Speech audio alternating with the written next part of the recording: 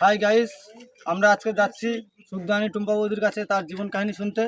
সাথে আছে আমার ক্যামেরাম্যান মন্টু আর আমি ঝন্টু রিপোর্টার।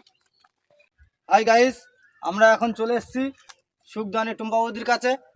এখন আপনাদেরকে পরিচয় করিয়ে দিই। আমাদের টুম্পা বৌদি, এই যে হলো টুম্পা বৌদি, আর এই হচ্ছে তার স্বামী। আপনার কটা ছেলে মেয়ে? আমার 24টা ছেলে মেয়ে। ये कैसे हो गया? আচ্ছা টুম্পা বৌদি, 24টা বাচ্চা কাচ্চা নেওয়ার পরেও আপনার রূপ যৌবন এত সুন্দর কেন? এই সবই ভগবানের দয়ায়। शाबाश। আপনার বিয়ে হয়ে কত বছর হচ্ছে? আমার আমার তো বিয়ে হয়ে 23 বছর হচ্ছে। আচ্ছা টুম্পা বৌদি, তাহলে কি আপনার কি বছরে একটা করে বাচ্চা হয়েছে? एकदम इन्होंने वक्त बदल दिया।